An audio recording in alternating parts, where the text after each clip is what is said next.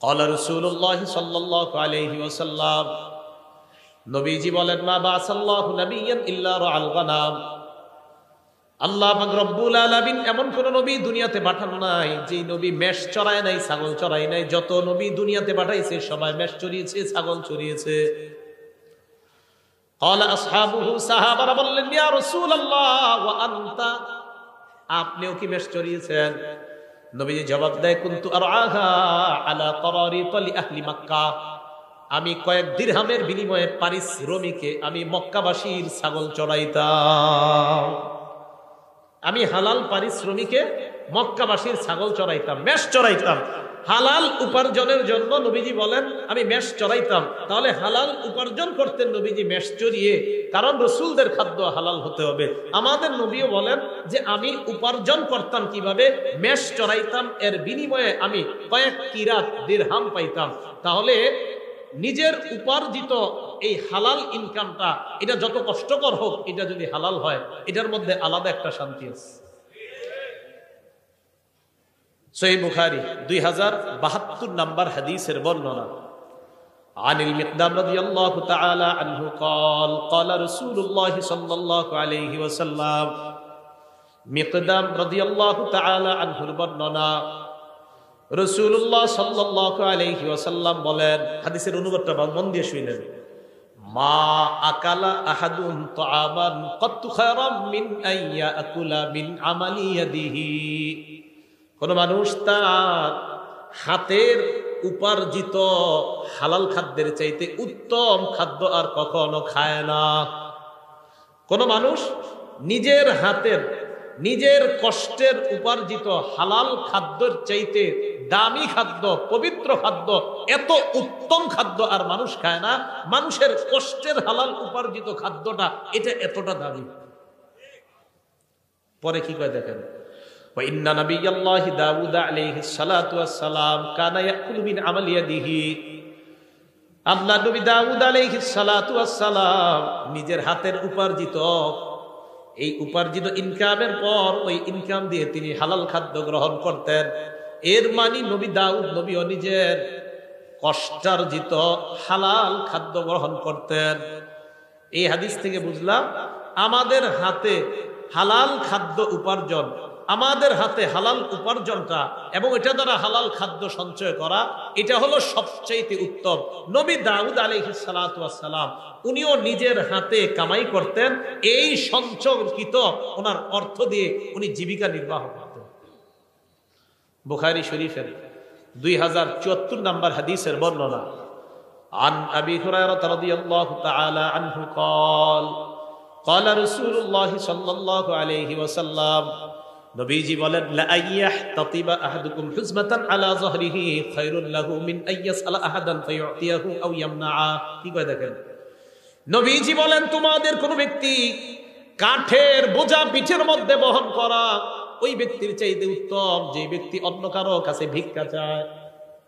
কারো কাছে ভিক্ষা চায়, যার কাছে ভিক্ষা চায় সে দিতেও পারে, নাও দিতে পারে। আল্লাহ নবী কয় ভিক্ষা চাওয়ার চাইতে কাঠ বহন করে তুমি পিঠের উপর কাঠ বহন করবা, ওই কাঠ তুমি বিক্রি করে হালাল উপার্জন করবা। আমি নবীর কাছে ওই ভিক্ষার চাইতে এই পেশা অনেক বেশি দামি। সহিহ বুখারী 2075 নম্বর হাদিস। এই হাদিসের বর্ণনাকারী জুবাইর ইবনুল আওয়াম রাদিয়াল্লাহু তাআলা আনহু।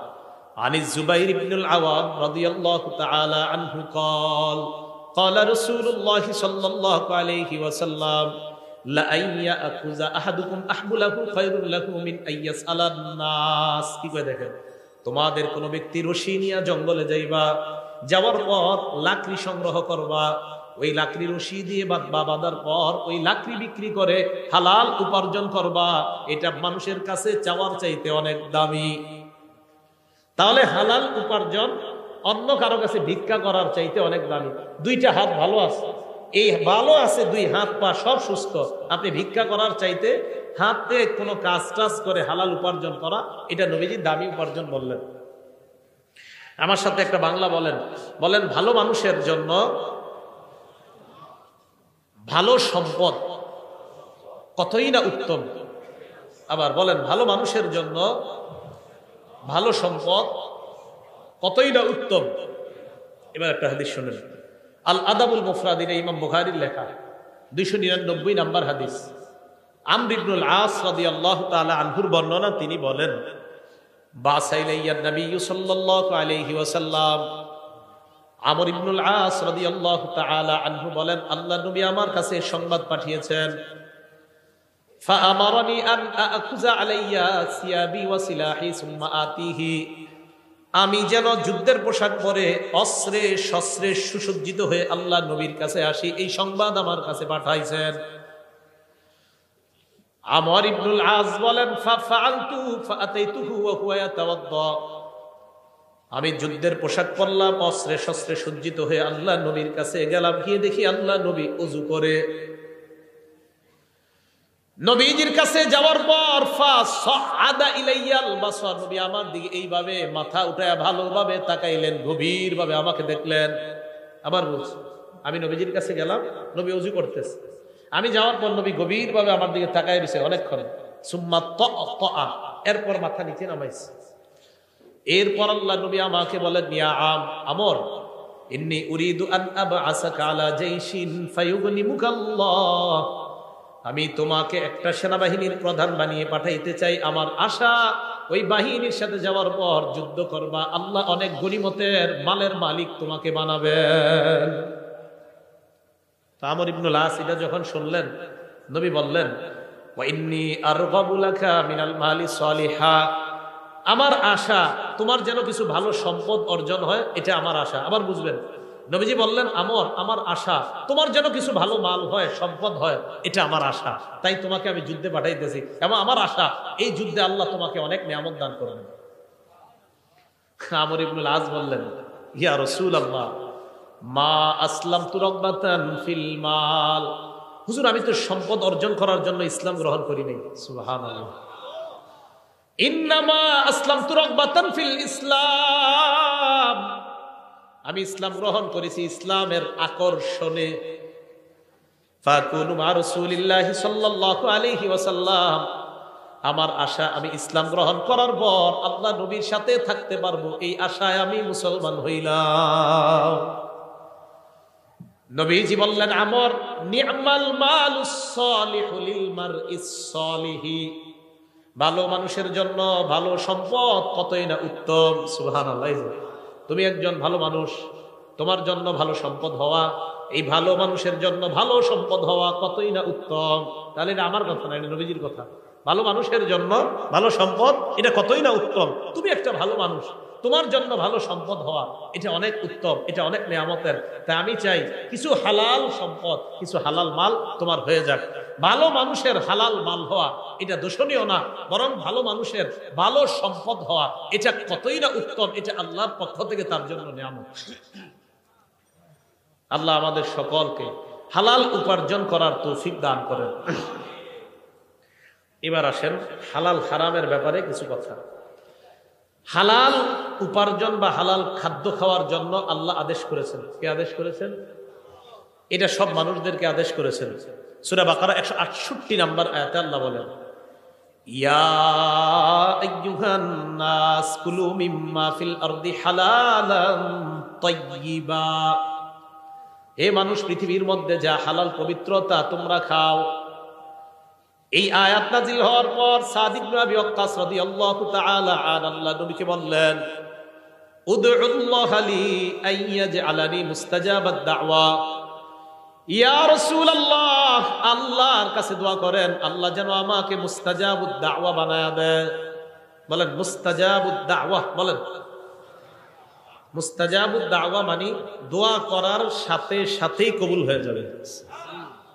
নবীজিকে বললাম, হুজুর আপনি আমার জন্য দোয়া করেন যেন আমি দোয়া করার সাথে সাথেই আমার দোয়া কবুল হয়ে যায়, আল্লাহ যেন আমারে এমন বানায় দেয়। তো এদেরকে বলা হয় মুস্তাজাবুদ দাওয়া। বলেন কি বলা হয়?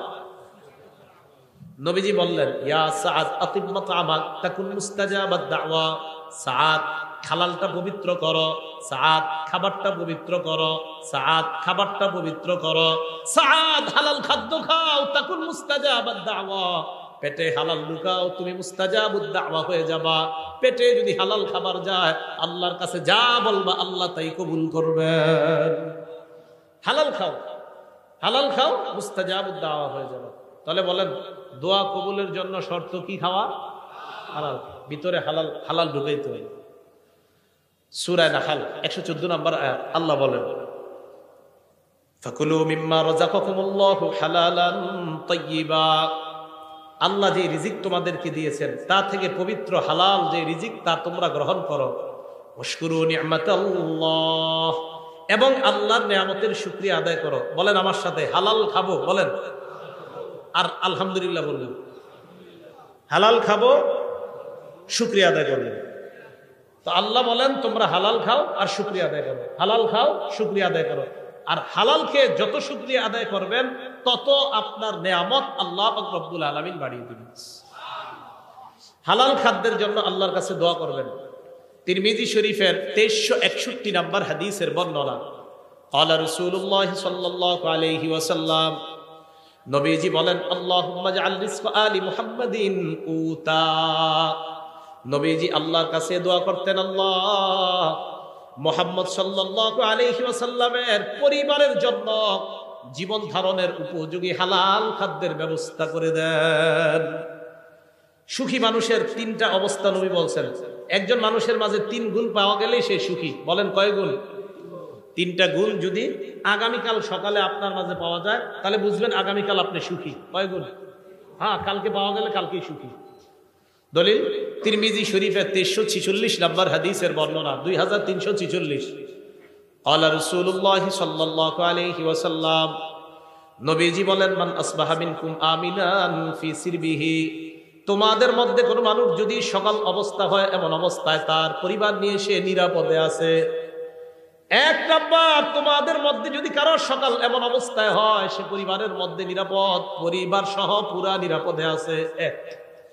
2 নাম্বার, মুআফান ফি জাসাদিহি, শরীরটা সুস্থ আছে। 3 নাম্বার, ইনদাহু কুতু ইয়াউমিহি, তার কাছে একদিনের খাদ্য আছে। বলেন তো, 1 নাম্বার পরিবার নিয়ে সুখে আছে, 2 নাম্বার সুস্থ আছে, 3 নাম্বার কয়দিনের খাবার? নবীজি বলেন কান্নামা হিজাত লাহুদ দুনিয়া, এই ব্যক্তির জন্য কেমন যেন পুরা দুনিয়ার সব কল্যাণ জমা করা হয়েছে। এই জন্য হালাল খাবেন আর দোয়া করবেন, হালাল খাবেন আর দোয়া করবেন, আরেকটা হালাল খাবেন আর শুকরিয়া আদায় করবেন। আর আল্লাহ তো বলছে শুকরিয়া আদায় করবা, আমি আল্লাহ নিয়ামত আরো বৃদ্ধি করে দিব। আল্লাহ আমাদেরকে হালাল খাদ্য খাওয়ার তৌফিক দান করেন। সূরা তাহা 81 নম্বর আয়াতে আল্লাহ বলেন কুলু মিন তাইয়্যিবাতি মা রাযাকনাকুম, আমি তোমাদেরকে যে খাদ্য দিয়েছি তার মধ্যে পবিত্র যেটা, এটা তোমরা খাও, পবিত্র খাদ্য তোমরা খাও। সূরা ইউনূসের 59 নম্বর আয়াতে আল্লাহ বলেন কুল আরাআইতুম মা আনজালাল্লাহু লাকুম মির রিজকিন ফাজআলতুম মিনহু হারামান ওয়া হালালা। নবী আপনি বলেন তোমরা কি ভেবে দেখেছো আল্লাহ তোমাদের জন্য যে রিজিক নাজিল করছেন ওই রিজিকের কিছু অংশ তোমরা হালাল বানাও আর কিছু অংশ তোমরা হারাম করছো। এই যে তোমরা হালাল করো আর হারাম করো, আল্লাহু আযিনা লাকুম, এই আদেশ কি আল্লাহ তোমাদেরকে দিয়েছেন? আম আলাল্লাহি তাফতারুন, নাকি তোমরা আল্লাহর নামে মিথ্যা অপবাদ দাও? এই আদেশ কি আল্লাহ তোমাদেরকে করেছেন কিছু হালাল কিছু হারাম করার জন্য, নাকি আল্লাহর নামে তোমরা মিথ্যা অপবাদ দাও? আমাদের সকলকে আমরা যেন হালালকে হালাল হিসাবে গ্রহণ করি, হারামকে হারাম হিসাবে গ্রহণ করতে পারি, আল্লাহ তৌফিক দান করেন। সহিহ বুখারী 2059 নম্বর হাদিসের বর্ণনা। এই হাদিসটা আমাদের বর্তমান যুগের সাথে আমরা মিলাই দেখেন কি বলে নবীজি। বিসমিল্লাহ। আল্লাহুম্মা লাকাল হামদু ওয়া শুকর। عن أبي هريرة رضي الله تعالى عنه قال قال رسول الله صلى الله عليه وسلم, আবু হুরায়রা রাদিয়াল্লাহু তাআলা আনহুর বর্ণনা, নবীজি সাল্লাল্লাহু আলাইহি ওয়াসাল্লাম বলেন ইয়াতি আলান নাসি জামান, মানুষের উপর এমন একটা সময় আসবে লা ইউবালিল মারউ মা আখাযা মিনহু, মানুষ যাচাই বাছাই করবে না কোত্থেকে সে উপার্জন করে। আমিনাল হালালি আমিনাল হারাম, নবীজি বলেন এমন একটা সময় আসবে যে সময় মানুষ পরোয়া করবে না, হালাল কামাই করলো না হারাম কামাই করলো পরোয়া করবে না, পকেটে আসলেই হয়, হালাল হোক আর হারাম হোক এটা পরোয়া করবে না। এই যুগ নবী বলছে আসবে, আপনারা বলেন এটা কি আসবে? তাখরিজু শরহিস সুন্নাহ একটা কিতাব। এই কিতাবের 4113 নম্বর বর্ণনা। আন আব্দুল্লাহ ইবনে মাসউদ রাদিয়াল্লাহু তাআলা আনহু قال আব্দুল্লাহ ইবনে মাসউদ রাদিয়াল্লাহু তাআলা আনহুর বর্ণনা, তিনি বলেন, ইয়া আইয়ুহান নাস ইত্তাকুল্লাহ, হে মানুষ তোমরা আল্লাহকে ভয় করো, রিজিক অন্বেষণে তোমরা মধ্যপন্থা অবলম্বন করো। এবার যেটা বলবো অনুবাদটা মন দিয়ে শুনেন, কি কয় দেখেন। লা ইয়াহমিলান্নাকুম ইস্তিবতাউর রিজকি আন তাতলুবুহু বিমাআসিল্লাহ, হালাল পথে রিজিক তালাশ করতে গিয়ে রিজিক আসতে যদি বিলম্ব হয়, আবার বলছি, হালাল পথে রিজিক তালাশ করতে গিয়ে প্রচুর রিজিক আসতে যদি বিলম্ব হয়, রিজিক তালাশ করতেছেন, রিজিক আপনার কাছে আসতে আসতে আসতেছে, তো রিজিক তালাশ করতে গিয়ে রিজিক যদি আসতে বিলম্ব হয়, আব্দুল্লাহ ইবনে মাসউদ বলেন, এই রিজিক আসতে বিলম্ব হইলে তোমরা তাড়াতাড়ি রিজিক উপার্জনের জন্য কোন নাফরমানির পথ বাইছে নিবা। আবার দেখেন কি কয়, লা ইয়াহমিলান্নাকুম ইস্তিবতাউর রিজকি, হালাল পথে রিজিক আসার বিলম্ব হওয়াটা, কি কয় দেখেন, হালাল পথে রিজিক আসার বিলম্ব হওয়াটা, লা ইয়াহমিলান্নাকুম, তোমাদেরকে যেন উদ্বুদ্ধ না করে, আন তাতলুবুহু বিমাআসিল্লাহ, হালাল পথে রিজিক আসা বিলম্ব হওয়াটা তোমাদেরকে যেন হারাম পথে দ্রুত রিজিক কামায়ের প্রতি উদ্বুদ্ধ না করে। দোস্তে বলবে, কি রে কি করস, টাকা পয়সা নাই এত, আর বলিস না, ক্ষেত খামার করি কোনো মতে আসে আর কি। আরে আমি কিছু সিস্টেম শিখাই আস, নিয়ে গেছে বাজারে, বাজারে গিয়ে কিছু কিছু সিস্টেম শিখাই দিছে যে এই সিস্টেমে তাড়াতাড়ি ধনী হওয়া যায়। ওলামায়ে কেরামের কাছে জিজ্ঞাসা করছে, হুজুর আমাকে এরকম সিস্টেম দিছে, আলেমরা বলছে এটা তো হারাম সিস্টেম, এটা তো সুদি সিস্টেম। কয় না, এখানে তো ইসলামের নামাজ। কিসের নামাজ? এবং ওই অফিসের মধ্যে এটাও লেখা, পিছনে সূরা বাকারার 275 নম্বর আয়াতও লেখা আছে, আহাল্লাল্লাহুল বাই'a ওয়া হাররামার রিবা, আল্লাহ ব্যবসা হালাল করেছেন, সুদকে হারাম করেছেন। এটা তো পিছনেও লেখা আছে। এরপরে ওই অফিস কিভাবে হারাম কাজ করে? ইসলামের লেভেল, কোরআনের আয়াত আর হাদিস পিছনে লাগায়া সুদের কারবার যদি কেউ করে, এটা কিয়ামত পর্যন্ত হালাল হবে না, হারাম, এটা হারামই থাকবে। তাহলে লেভেল লাগাইলে হারাম হালাল হয়ে যায় না। কি কথা বুঝে আসছে? আচ্ছা, তিরমিজি শরীফের 2376 নম্বর হাদিসের বর্ণনা, হাদিসটা মন দিয়ে শুনেন। দুটি ক্ষুধার্ত নেকড়ে বাঘ একটি বকরির পালের মধ্যে পাঠায়া দিয়েছেন, অনেকগুলা বকরির পালের মধ্যে দুটি ক্ষুধার্ত বাঘ পাঠায়া দিয়েছেন। বকরি থাকবে না সব শেষ হবে? ক্বালা রাসূলুল্লাহ সাল্লাল্লাহু আলাইহি ওয়াসাল্লাম, নবীজি বলেন, মা যিবান জাইআন উরসিলা ফি গনামিন বিআফসাদালাহা মিন হিরসিল মারই আলাল মালি ওয়াশ শারাফি লিদীনিহি। নবীজি বলেন, ক্ষুধার্ত দুইটা বাঘ বকরির পালের মধ্যে পাঠানোর পর এই ক্ষুধার্ত বাঘ বকরিগুলোর জন্য যতটা ক্ষতিকারক, এর চাইতে কোনো মানুষ সম্পদের লোভ আর মর্যাদার লোভ যদি করে, ওই মানুষের জন্য তার দিনের জন্য এর চাইতে বেশি ক্ষতিকারক। আবার বলছি, সম্পদের লোভ, মর্যাদার লোভ, দুইটা ক্ষুধার্ত নেকড়ে বাঘ বকরির পালের জন্য যতটা না ক্ষতিকারক, নবীজি বলেন সম্পদের লোভ আর মর্যাদার লোভ একটা মানুষের ধর্মের জন্য এর চাইতে বেশি ক্ষতিকারক। কেন? যে আমার সম্পদ দরকার, কি আমার 10 কোটি টাকা লাগবে, এটা হালাল পথে হোক আর হারাম পথে হোক সমস্যা নাই, লাগবে 10 কোটি। বলেন এটা কি তার ধর্ম ঠিক থাকলো না ক্ষতি হয়ে গেল? আবার মর্যাদা, ওই চেয়ারে আমাকে বসতে হবে, কিভাবে বসবো আমি জানি না, বসতেই হবে। বলেন এখন যদি অনৈতিক কোনো পথ বেছে নেয়, এটা কি তার মর্যাদা, তার ধর্মের জন্য এটা কি ঠিক থাকলো না ক্ষতিকারক হয়ে গেল?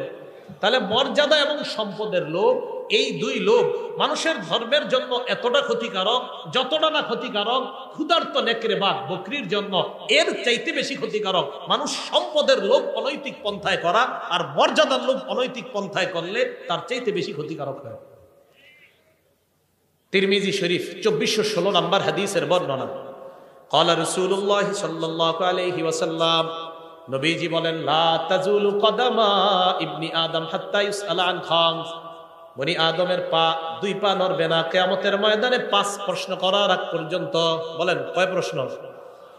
1 নাম্বার আন উমরিহি ফিমা আফনা, জীবন কোন কাজে কাটাইছেন।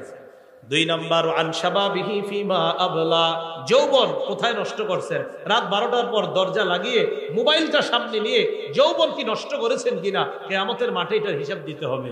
3 নাম্বার ওয়ান মালিহি মিন আইনা ইকতাসাবা, এটা বুঝেন, সম্পদ কোন পথে কামাই করেছেন, হালাল পথে কিনা। 4 নাম্বার ওয়াফিমা আনফাকা, কোথায় ব্যয় করেছেন, হালাল পথে কিনা, এই জায়গাটা একটু বুঝতে হবে। 3 নাম্বার সম্পদ হালাল পথে কামাই করেছেন কিনা। 4 নাম্বার হালাল পথে ব্যয় করেছেন কিনা। অনেকে মাশাআল্লাহ সম্পদ হালাল পথেই কামাই করে, করার পর এটা দিয়ে 58 ইঞ্চি একটা টেলিভিশন কিনে, তাহলে হালালটা লাগলো কোথায়? হারামে।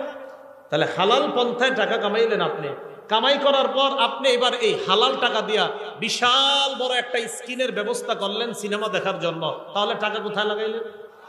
এটার জবাব দিতে করতে হবে।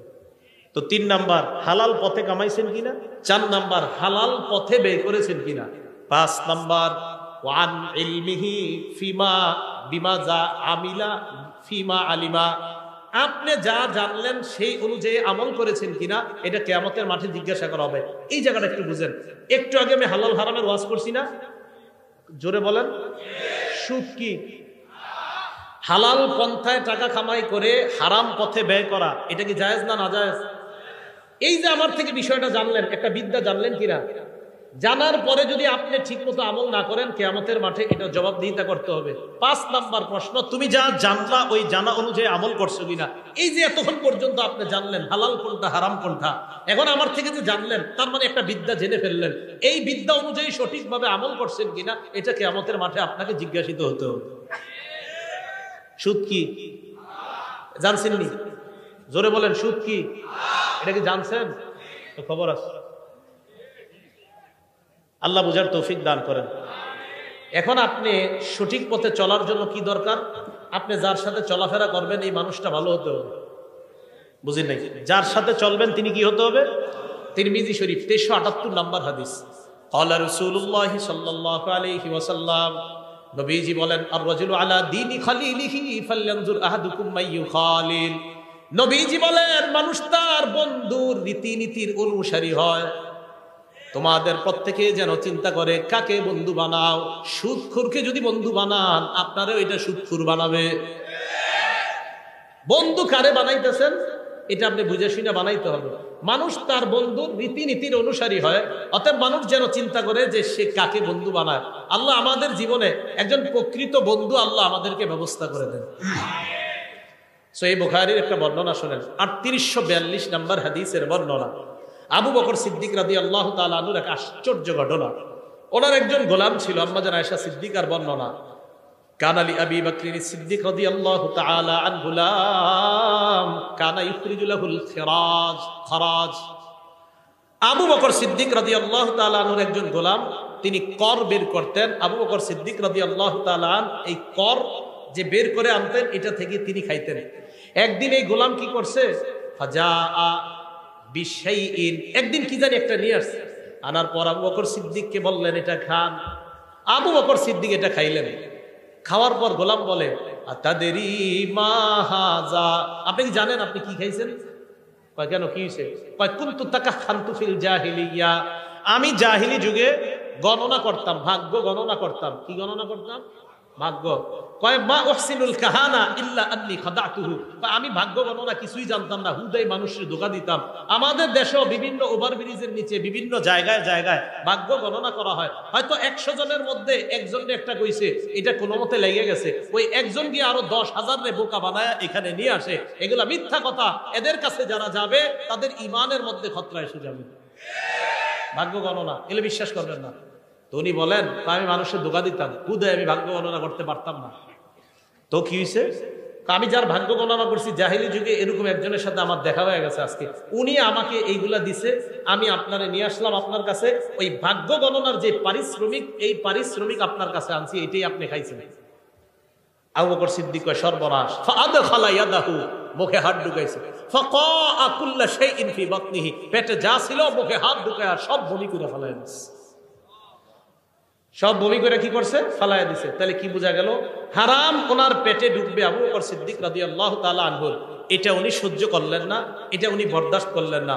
এই জন্য আমার আপনার চ্যালেঞ্জিং হলো হালাল গ্রহণ করা, হারাম থেকে বেঁচে থাকা। বলেন কি গ্রহণ করা? হালাল গ্রহণ করা, হারাম থেকে বেঁচে থাকা। তাহলে আমরা হারাম থেকে বেঁচে থাকবো তো ইনশাআল্লাহ, হালাল খাদ্য গ্রহণ করবো তো ইনশাআল্লাহ। আজকে থেকে আমরা সুদী ভয়ঙ্কর, বর্তমানের সবচেয়ে ভয়ঙ্কর একটা অপরাধের নাম হলো হারাম খাওয়া। এই হারাম খাওয়ার মধ্যে একটা হারাম হলো সুদ খাওয়া। বলেন কি খাওয়া? আল আদাবুল মুফরাদের 8 নম্বর হাদিস, একজন ব্যক্তি, বিখ্যাত ব্যক্তি তাবি, তার নাম কয়সালা ইবনে মাইয়াস। মনে থাকবেন, আমরা কয়সালা একটু মনে রাখলে চলবে, ইবনে মাইয়াস আর মনে রাখা দরকার নাই। কয়সালা ইবনে মাইয়াস তিনি বলেন, কুনতু মান নাজদাত, আমি যুদ্ধ বিগ্রহে থাকতাম। ওয়াকাদ আসাবতু যুনুবান লা আরাহা ইল্লা বিনাল কাবাইর, আমি কিছু গুনাহ করছি, এই গুনাহগুলো আমার কাছে কবিরা গুনাহ মনে হয়েছে। ফাযাকারতু যালিকা লি ইবনে ওমর, আমি এই গুনাহগুলো আব্দুল্লাহ ইবনে ওমরকে জানাইছি। আব্দুল্লাহ ইবনে ওমর জানার পর বললেন, কি কি গুনাহ করছো বলো। তো আমি বললাম কাজা ওয়া কাজা, ওই গুনাহ। ইবনে ওমর বললেন, লাইসাত হাযিহি মিনাল কাবাইর, তুমি যে গুনাহের কথা বলছো এগুলা কবিরা গুনাহ না। প্রধানত প্রধান কবিরা গুনাহ অনেকগুলা, এর মধ্যে উল্লেখযোগ্য প্রধান কবিরা গুনাহ 9টা। বলেন কয়টা? এটা ইবনে ওমরের বক্তব্য রাদিয়াল্লাহু তাআলা। তিনি বলেন, 1 নাম্বার শিরকু বিল্লাহ, আল্লাহর সাথে শিরিক করা। 2 নাম্বার ওয়াকাতলু নাসামা, নর হত্যা করা, মানুষ হত্যা করা। 3 নাম্বার ওয়াকসফুল মুহসানা, সতী সাদী কোনো নারীর উপর মিথ্যা অপবাদ দেওয়া।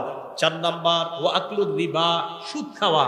5 নাম্বার ওয়াকলু মালিল ইয়াতীম, এতিমের সম্পদ অন্যায়ভাবে ভক্ষণ করা। কি করা বলেন তো? এতিমের সম্পদ অন্যায়ভাবে ভক্ষণ করা। 6 নাম্বার ওয়াল ফিরারু মিনাজ জাহফি, জিহাদের ময়দান থেকে পলায়ন করা।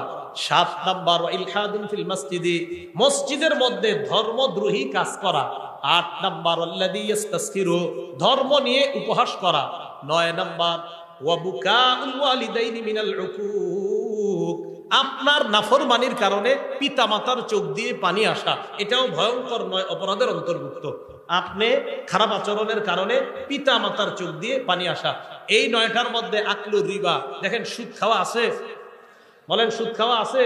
তাহলে সুদের কথাটা এইখানে আনলেন। সহিহ বুখারীর 766 নাম্বার হাদিস, সেখানে রাসূল সাল্লাল্লাহু আলাইহি সাল্লাম বললেন, ইজতানিবুস সাবআল মুবিকাত, 60টি ধ্বংসাত্মক অপরাধ থেকে বাঁচো। এর মধ্যে রাসূল সাল্লাল্লাহু আলাইহি সাল্লাম 4 নম্বরের সিরিয়ালে আকলুর রিবা, সুদ খাওয়ার কথা বলেছেন। কি খাওয়া বলেন তো? সুদ খাওয়া। তাহলে সুদ এটা ভয়ঙ্কর অপরাধ, এটা হারাম খাদ্যের মধ্যে একটা ভয়ঙ্কর হারাম হলো সুদ খাওয়া। আল্লাহ আমাদের এই পুরা সমাজকে সুদ মুক্ত একটা সমাজ যেন সবাই মিলেমিশে আমরা সবাই গঠন করতে পারি, আল্লাহ তৌফিক দান করেন।